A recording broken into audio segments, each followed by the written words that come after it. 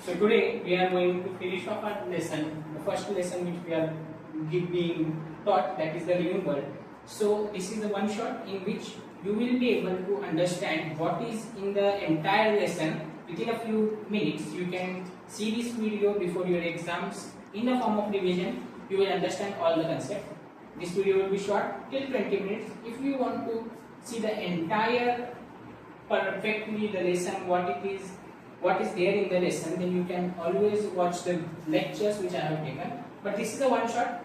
We will cover the lesson in less time. So let's go. So first we are going to see about adaptation. Adaptation means the change which is done in order to survive. ह्याचा अर्थ म्हणजे काय? जेव्हा आपण स्वतःमध्ये बदल आणतो जगण्यासाठी त्याला आपण adaptation म्हणतो.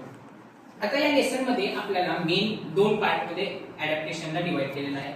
पहिला जे आहे ते आपण म्हणतो प्लांट्स आणि दुसरा adaptation जे आहे ते असतो एनिमल्स. तर आपण इथं प्लांट्स मध्ये सुरुवात करूया. प्लांट्स मध्ये सगळ्यात पहिला adaptation आपल्याला वॉटर मध्ये बघायला लागतो. तर जर मी तुम्हाला सांगितलं की तुम्हाला फक्त काही पॉइंट्स प्रत्येक ह्याच्यामध्ये लक्षात ठेवायचे आहेत. प्लांट्स जर वॉटर मध्ये बघितला तर तुम्हाला नेहमी एकच गोष्ट लक्षात यायला पाहिजे की पाणीमध्ये ते प्लांट जे आहे ते पाण्यामध्ये आहेत, म्हणून त्यांना पाण्याची गरज नाही, म्हणून त्यांचे रूट्स जे असणार नेहमी फायबरस रूट असणार. प्लस त्यांना पाण्याचे जर वर राहायचं असलं तर त्यासाठी त्यांची जे ही असते वजन ते कमी असायला पाहिजे, म्हणून त्याला आपण लाईट वेट म्हणतो. आणि त्यांची जी बॉडी असते त्यामध्ये वॅक्सी एक सबस्टन्स असतो. हे आपण ऍडॅप्टेशन बघणार आहे वॉटर मध्ये जे प्लांट्स असतात. फॉरेस्ट मध्ये जर बघितलं तर पाणी आणि सूर्य हे दोन्ही पण असतात, पण फॉरेस्ट मध्ये खूप जास्त झाडं एका जागेला उगत असतात, ज्यामुळे एकच झाड अजून ते खूप अनेक झाडांसोबत कम्पीट करत असतो. त्यासाठी तो काय करतो की स्वतःची हाईट वाढू दे यासाठी प्रयत्न करत असतो.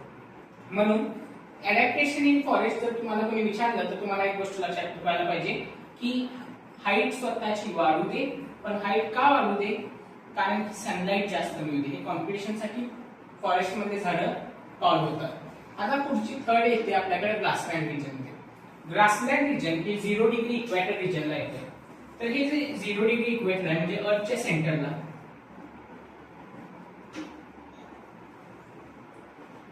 इथं सनरेज जे असतात ते स्ट्रेट लाईनला असतात, ज्यामुळे वॉटर इव्हॅपोरेशन जास्त होते. त्याचसोबत पाऊस पण खूप जास्त ह्या रिजनला म्हणून पडत असते. आता जर जास्त पाऊस पडत असला तर तुम्हाला माहित असायला पाहिजे की पाऊस पडल्यामुळे माती वाहून जाते. तर मातीच्या शिवाय झाड जगू शकत नाही. त्यामुळे होते काय की ही माती पकडून राहण्यासाठी ग्रासलँड रिजन मध्ये मॅक्झिमम जे असतात हे ग्रासेस आणि बुशेस असतात. अगदी साधी ग्रासेस आपल्या इथं असतात तसे नसतात. खूप मोठे मोठे ग्रासेस आणि बुशेस तुम्हाला ग्रासलँड मध्ये बघायला मिळतात. आता ग्रासलँड मध्ये पाऊस खूप जास्त होतोय, पण तिथलं मेन क्रायटेरिया काय आहे की त्यांना माती पकडून ठेवायची, म्हणून तिथली रूट जे असतात ते फायबरस रूट असतात. का फायबरस रूट असतात? माती पकडायला पाहिजे नाही तर सॉइल इरोजन होणार. त्यासाठी सॉइल इरोजन अवॉइड करण्यासाठी ते ग्रासलँड मध्ये फायबरस रूट असतात. त्याचसोबत हे जे ग्रासेस असतात ते खूप मोठे आहेत, त्यामुळे त्या तिथं एलिफंट्स लायन्स यांची पिल्लं जे असतात ना ते प्रोटेक्शनसाठी त्यांना पण उपयोग येतात, म्हणून हे तुम्हाला दिसतात. पुढचं आपल्याकडे चौथं रिजन येते ते येते स्नोवी रिजन. स्नोवी रिजन मध्ये खूप जास्त आईस पडत असते, बर्फ जे तुम्ही म्हणताय ना ते खूप जास्त पडत असते. मग आता स्वतः जर तुम्ही विचार केला की जिथं बर्फ खूप जास्त पडायला लागले, जर तुमची ब्रांच जी आहे झाडाची ब्रांच ती स्ट्रेट असली तर बर्फ त्याच्यावर खूप जास्त पडणार आणि ती ब्रांच तुटू शकते. म्हणून तिथली जी झाडं असतात त्यांची ब्रांच जी असते ना अशी तिरकी असते, स्लॅन्टिंग ब्रांचेस असतात. मग आता हे झाड कुठले कुठले असतात? हे ह्या झाडांना ज्यांची असे ब्रांचेस स्लॅन्टिंगला असते त्यांना आपण म्हणतो कोनिफरस ट्रीज. याचे एक्झाम्पल दोन आहेत. पहिला आहे डिओडर आणि दुसरा आहे पाईन. आपण पुढच्या ह्याच्यावर जाऊया जे आहे डेझर्ट. डेझर्ट मध्ये मी तुम्हाला सांगितलं तर एक गोष्ट लक्षात असायला पाहिजे, ऊन खूप जास्त असते डेझर्ट मध्ये, पाण्याची कमी असते, म्हणून तिथल्या झाडांना काय असते त्याला पाणी शोधायला लागतंय. म्हणून तिथल्या झाडांची रूट जे असणार ते असणार टॅप रूट. त्यानंतर दुसरी एक गोष्ट आहे ते म्हणजे झाड आपलं पाणी वाचवण्यासाठी तिथे लीव्ज जे आहे त्यांना कन्वर्ट करतात स्पाइक्स मध्ये. आता जर नॉर्मल झाड तुम्ही बघितला तर त्यामध्ये पाणी आणि फूड स्टोर होतंय त्याच्या लीव्ज मध्ये, पण डेझर्ट मध्ये झाडांना लीव्ह स्पाइक्स मध्ये कन्वर्ट झालं, मग तिथं पाणी आणि फूड डेझर्ट मधल्या झाडांमध्ये असतो ते असते त्यांच्या स्टेम मध्ये, म्हणून त्यांची स्टेम ग्रीन कलरची असते. एक्झाम्पल काय असणार याचं? कॅक्टस. पुढचं आपल्याकडे येतं इन्सेक्टिव्हरस आणि पॅरासाइटिक प्लांट्स. तर ह्या प्लांट्स मध्ये काय फरक असतात? इन्सेक्टिव्हरस प्लांट म्हणजे काय? काही झाडांमध्ये नायट्रोजन, फॉस्फरस, पोटॅशियम यांची कमी असते, त्यामुळे ते आपल्याला मिळू दे यासाठी ते इन्सेक्ट्सला खातात आणि अशा झाडांना आपण इन्सेक्टिव्हरस प्लांट्स म्हणतो. त्याचे एक्झाम्पल काय आहे? तर एक्झाम्पल त्याचे आहे ड्रॉसेरा, पुढचं येते विलस फ्लायट्रॅप आणि तिसरे येते पिक्चर प्लांट. हे तिन्ही एक्झाम्पल तुम्ही लक्षात ठेवायला पाहिजे, हे तुम्हाला फील्ड लाईन्सला येऊ शकते. पुढचे एक येते आपल्याकडे पॅरासाइटिक प्लांट्स. पॅरासाइटिक प्लांट्स म्हणजे काय?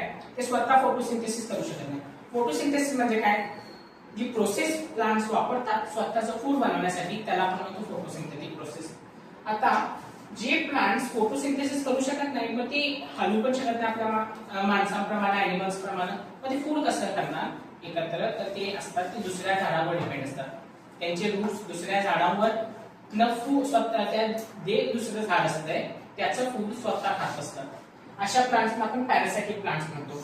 आता ह्याच मध्ये तुम्हाला एक खूप इम्पॉर्टंट एक्झाम्पल दिलं, ते आहे डोडर प्लांट.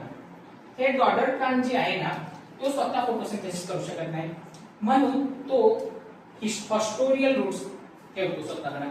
फॉस्टोरियल रूट म्हणजे काय माहिती काय? असे रूट्स असतात की ते दुसऱ्या झाडावर ग्रो होतात आणि त्यावरनं त्या झाडामधनं फूड घेतात. असे फॉस्टोरियल रूट्स डोडर प्लांटकडे असतात, त्यामुळे तो दुसऱ्यांचं न्यूट्रिएंट्स ऍब्सॉर्ब करतो आणि स्वतः जगू शकतो.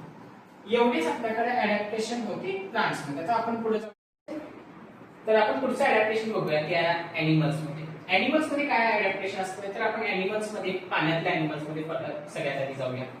जे ॲनिमल्स पाण्यामध्ये राहतात त्यांना काय असणार की पाण्यामध्ये त्यांना जर पुढे पुढे जायचं असलं तर त्यांना पाण्याला कट करायला पाहिजे. मग त्यासाठी त्यांची बॉडी कशी असायला पाहिजे? एक तर स्लिम असायला पाहिजे, ही गोष्ट इम्पॉर्टंट आहे. आणि दुसरी गोष्ट असते ती असणार स्पिंडल शेप. स्पिंडल शेप म्हणजे काय की त्यांची बॉडी असं या टाइप मध्ये असते. ही टाइप मध्ये बॉडी असल्यामुळे काय करू शकतात? त्या पाणीला काट करून पुढे पुढे जाऊ शकतात. त्यासोबत फिशेस मध्ये जे आपल्या एक्झाम्पल आहे वॉटर मधले, त्यांना नोज नसते, त्याऐवजी त्यांना गिल्स असतात ज्या थ्रू ते रेस्पिरेशन करू शकतात. हे आपल्याला अडॅप्टेशन वॉटर मध्ये बघायला मिळतं. पुढे येते आपल्याकडे ग्रासलँड. ग्रासलँड मध्ये काय असते? ग्रासलँड मध्ये तुम्हाला खूप डिटेल सांगितलेलं आहे लेसन मध्ये. तर सगळ्यात आधी येते कार्निवरस ॲनिमल्सच्या बद्दल सांगितलं. कार्निवरस ॲनिमल्सच्या आधी थोडं मी तुम्हाला लिंक जॉईन होते का बघूया. ग्रासलँड रिजन मध्ये बुशेस असतात आणि ग्रासेस असतात. हे हर्बिव्हरस ॲनिमल जे असतात ते खातात. डिअर असू दे, बाकी कुठले पण हर्बिव्हरस ॲनिमल जे असतात त्यांचं फूड काय आहे? ग्रासेस खातात, बुशेस खातात, लीव्स खातात त्याच्यावरचे. त्यासाठी ग्रासलँड मध्ये ऑब्विसली हर्बिव्हरस ॲनिमल्स असायला पाहिजे, कारण की त्यांचं फूड तिथे मिळायला पाहिजे. आणि जर हर्बिव्हरस ॲनिमल्स आहेत तर हर्बिव्हरस ॲनिमल कुठल्या ॲनिमलचं फूड आहे? तर कार्निव्हरस ॲनिमल्स. तर कार्निव्हरस ॲनिमल्स पण ग्रासलँड मध्ये म्हणून असतात. तर आपण कार्निव्हरस पासून स्टार्ट करूया. कार्निव्हरस ॲनिमल्सचं काम काय असतं? हर्बिव्हरस ॲनिमल्सला हंट करणे. मग त्यासाठी त्यांच्याकडे काय असायला पाहिजे? पहिली तर गोष्ट त्यांचे लेग स्ट्रॉंग असायला पाहिजे. का लेग स्ट्रॉंग असायला पाहिजे? जर तो हर्बिव्हरस ॲनिमल्स जे त्यांचा प्रे आहे तो पळायला लागला तर त्याला पाठलाग करून मारण्यासाठी त्यांच्याकडे लेग स्ट्रॉंग असायला पाहिजे. त्याचसोबत त्यांची जी स्किन आहे ते टिअर करण्यासाठी, त्यांना मारण्यासाठी त्यांचे जे क्लॉज आहेत ते पण शार्प असायला पाहिजे. आणि केनाइन टीथ. केनाइन टीथ म्हणजे तुम्ही माणसामध्ये पण बघा, थोडे जे 3 आपले बघितले दात मध्ये तरी असे टाइपचे दात असतो, ते पण फ्लेश खाण्यासाठी असतो. त्याच पद्धतीनं ॲनिमल्स मध्ये पण असं दात असतात फ्लेश कट करण्यासाठी. म्हणजे त्यानंतर अजून एक तुम्हाला एक एक्झाम्पल दिलंय. आता जे चालायला लागतात कार्निव्हरस ॲनिमल, त्यांचा आवाज हर्बिव्हर ॲनिमल नाहीतर त्यांचे प्रे जे आहेत त्यांना येऊ नये म्हणून टायगर्स सारखे जे ॲनिमल्स असतात त्यांना पॅडेड पॉज असतात. पॅडेड पॉज म्हणजे काय? जर तुम्ही कॅटला बघितला त्याचे पाय बघून असं कुशन टाईप असतात, खूप मऊ असतात, तसेच टायगरचे पण असतात, आवाज येऊ नये म्हणून. हे तुम्हाला एक एक्झाम्पल लक्षात ठेवायचं आहे की टायगर्स हॅव पॅडेड पॉज. पुढचं आपण जाऊया ते येते हर्बिव्हरस ॲनिमल्स. हर्बिव्हरस ॲनिमल्स मध्ये काय येणार की तुमचे जे हर्बिव्हरस ॲनिमल्स असतात त्यांचे डोळे असतात ते 4 हेडच्या खाली असतात. 4 हेडच्या खाली का असतात? 4 हेडच्या खाली असल्यामुळे त्यांना आयसाईट खूप लांब मिळते.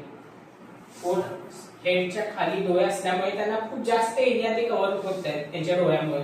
त्याचसोबत त्यांची इयर जे असतात ते खूप मोठे असतात आणि फ्री मुव्हिंग. मोठे आणि फ्री मुव्हिंगचा अर्थ काय की त्यांची इयर ज्या बाजूनं आवाज यायला लागले त्या बाजूनं त्याचं तोंड न फिरता त्यांची कान आपोआप फिरतात. त्यांना आपण फ्री मुव्हिंग इयर्स म्हणतात. त्याचसोबत त्यांची लेग्स जे असतात ते खूप लॉंग असतात पळण्यासाठी. हर्बिव्हरस ॲनिमल्स कार्निव्हर ॲनिमल पासून वाचण्यासाठी त्यांना पळायला पाहिजे म्हणून त्यांचे पण लेग्स जे असतात ते लॉंग असतात. एक्झाम्पल याचा असणार डिअर. थर्ड नंबरचं अडॅप्टेशन आपल्याला डेझर्ट रिजन मध्ये बघायला मिळते. डेझर्ट रिजन मध्ये काय असतं की पाण्याची खूप कमी असते म्हणून तिथल्या ॲनिमलची थिन स्किन जी असते, जर आपली स्किन नाहीतर एक्झाम्पल तुम्ही घ्या एक की पाणी तुम्ही ठेवलाय साध्या ह्याच्यामध्ये एक वाटीमध्ये भरून आणि खूप जास्त होणार, काय होणार आहे पाणी इव्हॅपोरेट होणार. पण जर तुम्ही त्या पाण्याला प्रॉपर एका बॉटलमध्ये ठेवलं तर पाणी इव्हॅपोरेट होत नाही. त्याच पद्धतीनं स्वतःच्या बॉडी मधलं पाणी जास्त इव्हॅपोरेट होऊ नये म्हणून डेझर्ट मधल्या ॲनिमल्सची थिन जी स्किन असते ते थिक असते. त्याचसोबत फर्दर काय असते की त्यांचे टूल जे असतात ते फ्लॅट कुशन टाइप असतात. आणि खूप इम्पॉर्टंट गोष्ट ही जी आहे ते की जे आपले जे डेझर्ट मध्ये ॲनिमल्स असतात, डेझर्ट मध्ये जे सकाळ होते जेव्हा खूप जास्त ऊन असते आणि संध्याकाळी खूप कमी टेम्परेचर असते. मग जर खूप जास्त उन्हामध्ये म्हणजे गेले तर त्यांच्यामध्ये डिहायड्रेशन होऊ शकतात, ते मरू शकतात. म्हणून जेव्हा सूर्यप्रकाश जास्त असतो मॉर्निंगच्या वेळी तेव्हा ते बरोज मध्ये राहतात. एक्झाम्पल वॉल लिझार्ड हे एक्झाम्पल आहे त्याचे, स्नेक्स ते. आणि रात्री ते बाहेर येतात. पुढे आपल्याकडे येते ते स्नोवी रिजन मध्ये. स्नोवी रिजन मध्ये काय खूप जास्त बर्फ पडत असते. जास्त बर्फ पडल्यामुळे तिथं खूप जास्त थंडी असते म्हणून तिथल्या ॲनिमल्स मध्ये एक फरचा कोट असतो. फर म्हणजे काय खूप जास्त केस असतात त्या ॲनिमल्सना तिथल्या थंडीपासून वाचवण्यासाठी. त्याचे एक्झाम्पल काय नाही या पोलार बियर येणार. पुढचं आपल्याकडे येते रेप्टाइल्स. रेप्टाइल्स मध्ये काय तुम्हाला जास्त सांगितलं नाही, फक्त सांगितलंय की तुमचे मॉडिफिकेशन आहेत त्याच्यामध्ये खूप वेगवेगळे स्किन मध्ये soles of feet body colour याच्यामध्ये. रेप्टाइल्स म्हणजे जे लँड वरनं जाताना जे असं घसपटीत जातात स्नेक टाइप ऑर्गॅनिझम्स जे क्रॉल करतात त्यांना रेप्टाइल्स आपण म्हणतो. पुढचं आपल्याकडे शेवटचं एक अडॅप्टेशन येते ते एरियल ॲनिमल्स मध्ये. एरियल ॲनिमल जे असतात ते आकाशामध्ये असतात म्हणून त्यांना विंडचं जे येत असतो त्याच्या अपोजिट डायरेक्शन मध्ये जर त्यांना फ्लो करायचं असलं तर त्यांना त्या विंडला पूर्णपणे कट करून जायला पाहिजे. त्यासाठी त्यांची एरियलचे जे ॲनिमल्स असतात त्यांची बॉडी स्पिंडल शेप्ड असते. त्याचसोबत त्यांचे जे फोर लिम्स असतात ते कन्वर्ट झालेले असतात विंग्स मध्ये. विंग्स मध्ये का जर तुम्हाला उडायचं असलं तर पहिली गोष्ट तुमची बॉडी लाईट वेट असायला पाहिजे आणि दुसरं म्हणजे विंग्स तुमच्याकडे असायला पाहिजे. त्याचमुळे फोल्डिंग त्यांचे विंग्स मध्ये कन्वर्ट झालेले असतात. एक्झाम्पल कुठले पण बर्ड्स घेऊ शकता तुम्ही. त्याचसोबत शेवटचं जे आहे ते तुम्हाला एक लक्षात ठेवायची गोष्ट आहे, बॅट्स बद्दल सांगितलेलं आहे. बॅट्स कडे विंग्स नसतात, त्यांच्यामध्ये जे त्यांची स्किन असते तीच फोल्ड्स तयार झाले असतात, स्किन मध्ये लूज झालेली असते आणि त्याला आपण म्हणतो पॅटॅजियम. म्हणून स्किनच्या मदतीने बॅट्स उडू शकतात. तर ते तुम्हाला एक एक्झाम्पल लक्षात ठेवायचं, bats can fly with the help of patagium. Further तुम्हाला दोन गोष्टी इथं सांगितलेल्या आहेत की पहिला इथे डार्विन, त्यानंतर तुम्हाला डब्ल्यूनो मध्ये खूप इम्पॉर्टंट हे तुम्हाला फिजिकल सायन्स नाही तर मॅथ्स आपल्याला नेहमी विचारणार की चार्ल्स डार्विन नावाचे एक सायंटिस्ट होते. त्यांनी वेगवेगळ्या आयलँड मध्ये जाऊन रिसर्च केली. तर त्यामधल्या एक आयलँड मध्ये ते गेलेले, ते खूप फेमस आहेत, त्याला आपण म्हणतो गॅलापॅगोस आयलँड.